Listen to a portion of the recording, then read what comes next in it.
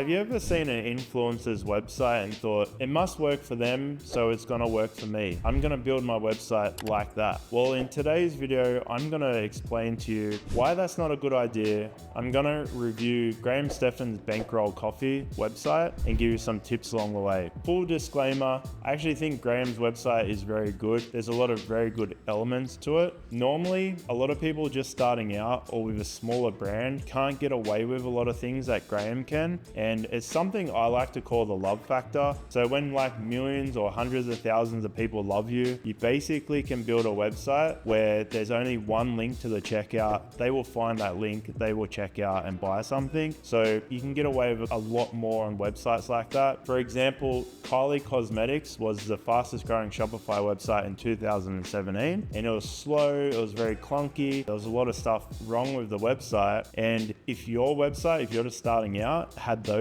types of issues, you'd never make a sale or you'd hardly ever make a sale. So that's why I thought, let's film this video going through some common things that you might see on influencers' websites. So let's get into it. So first of all, when I land on the homepage, I've noticed two really cool things here. The first thing is that the logo looks really nice. I really love the colors.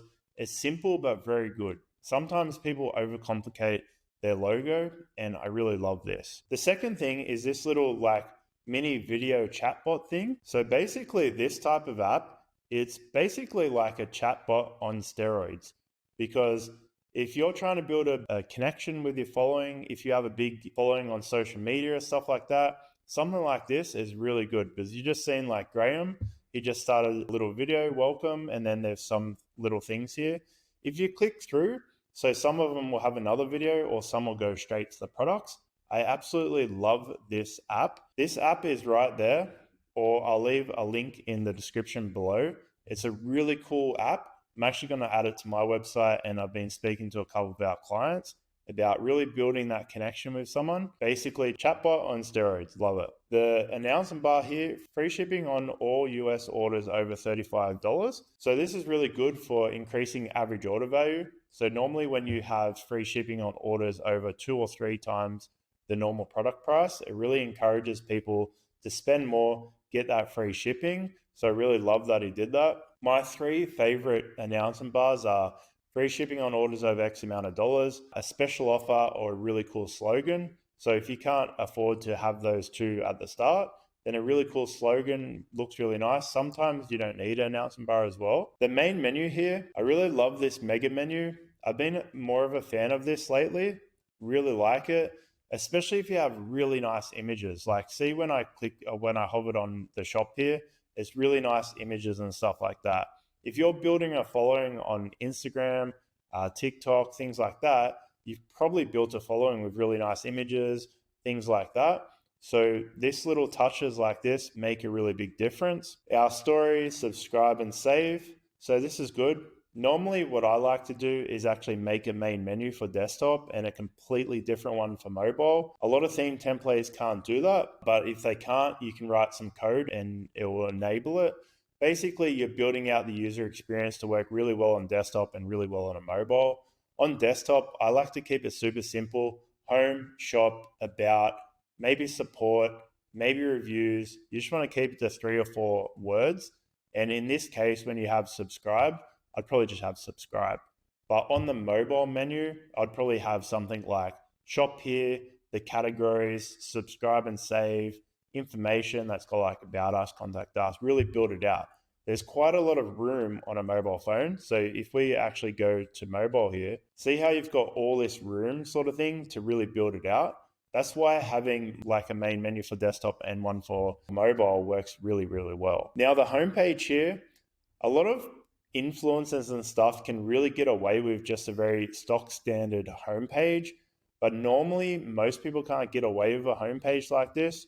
So the first thing here is that there's this very cool banner, video banner. Now this looks amazing, by the way. The only issue here is sometimes these video banners take some time to load. And because Graham Stephan is like a massive influencer, I like to call it the love factor, where you can get away with little things like this. So if this takes 10 seconds to load, a lot of people are probably going to hang around. But if you're a smaller business and it takes 10 seconds to load this, a lot less people are going to hang around.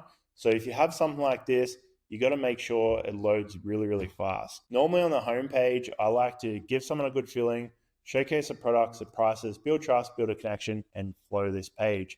I've talked a lot about this in detail on another video. I'm going to put somewhere here where you can click through, or at the end or in the description. No dramas at all. Now, the other thing here is that our portfolio really makes sense for Graham and his audience and stuff like that. But the thing is, Graham has amazing images of his products. So if we even just like look here, you can see that he has all these really nice images. So I actually think these little icons would look really cool if he made them an image with that little icon in the left or the top right, and it could be on a scroller or something. But most likely this is going to work because he talks about it on his YouTube channel.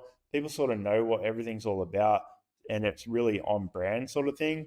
But I like to go the actual products, and you can scroll through them, or you see all of them, or you can see the categories down here and stuff like that. Just making it super easy for someone to find what they're looking for. This is good too.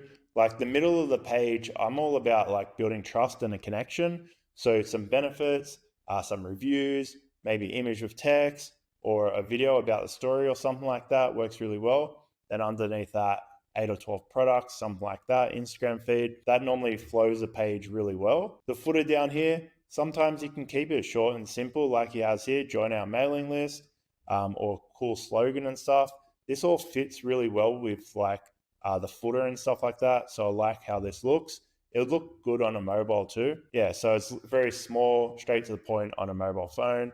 On a mobile, these are all in drop downs, which I recommend doing as well. I like to most of the time put the newsletter sign up into the footer, because then it actually sometimes looks better on a mobile phone, but it really depends on how you want to build stuff out, things like that. His menus here, I sort of do something similar. I normally like to, like I was saying, have newsletter sign up in the footer. Then I like to have 4 menus. Menu 1's information. That's got about us, contact us, frequently asked questions, reviews, stuff like that. Menu number 2, shop here. So he has this shop here. He has shop right there, but he has browse all. He could actually fill out this menu a little bit more with some of the collections and stuff. Menu 3, your social media, sometimes a logo, a little bit like he has here. He could probably maybe hit the address here as well and not have the logo, maybe have the business name. But it's a really nice logo, so it probably works this way. It's probably fine to do it that way. It really depends. He could probably even get away with not having the address down there or have it on other pages, but it really depends. The 4th menu, I normally call policy pages: privacy policy, terms of service, shipping policy, refund policy. So it really depends. You just want to make this neat and be able to get pretty much anywhere on the website. And if you look here, you basically can get nearly anywhere on the website. In this footer here, the only thing I really can't see is like about page. That would be good to be down here. A review page, that would be really good to be down here as well. But other than that, that's totally fine. Another thing, Graham can get away with this because a lot of people know about Graham. A lot of people trust Graham, so you can sort of get away with stuff like that. But I'm going to go to his about page anyway. All right, great. I was hoping that he'd have like YouTube video or something here. He could really build out this page. Now, there's not much really going on here. Not that many people go here. Probably 1 to 5 out of 100 people will go here. But if you really build this out, have some more videos, have some more images and stuff like that, maybe have some categories at the bottom and an Instagram feed, that's going to look really nice. It's going to flow the page really well. So even just like a little thing here, you could have a heading here. Instead of having this here, you could have our story as a heading there. You could make this like an image with text. So there's the image on the left, text on the right, really break it up with some images and stuff. How does that scale, that image? Yeah, that's okay like that. Yeah, there's some really cool things here. Like overall, this is a really nice page, but I reckon most people to build it out a bit more. But like I was saying, a lot of these influencers and stuff, they can get away with these little micro things because so many people know them. No matter what, this could be one of the worst websites in the world and it's going to convert really well. In 2017, Kylie Cosmetics was a very slow, clunky website, and it was the fastest growing Shopify website on Shopify.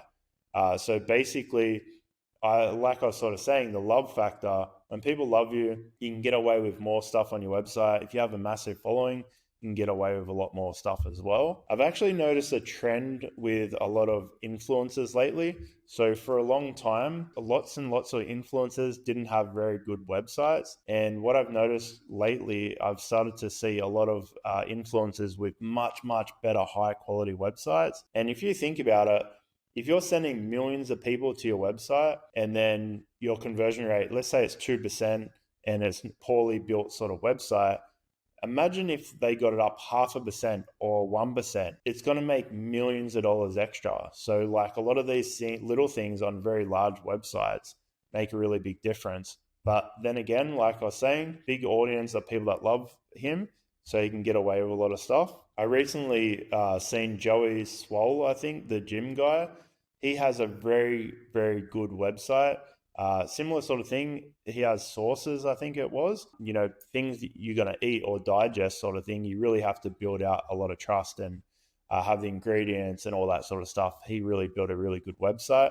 If you want me to review that website, let me know in the description as well. The product page, you want to do 2 to 3 things here. Have all the information about product, build trust, and benefits if you can. I'll just go through everything. Everything here is good. The review is good. You could have the number of reviews here. Select this is good. Subscribe. I've noticed a big trend with a lot more people subscribing for products. This is really good for forecasting, stuff like that. If you think about it, let's just say a low number, $1,000 a month, right, on subscriptions. And 70% of those people are going to pay, 30% are probably going to decline, or there's going to be some issue. So $700 is coming to your account each month, roughly. Now, if you go 10,000, 7,000 is going to be there. If you go 100,000, most likely 70,000 is going to go into your bank that month. So it's really good for forecasting and stuff. And then the discount, that's cool. Add the cart button, cool. I don't like having the description over here. I like having it under this buttons. So when you scroll down the page, the images follow you, and you can read through the description here.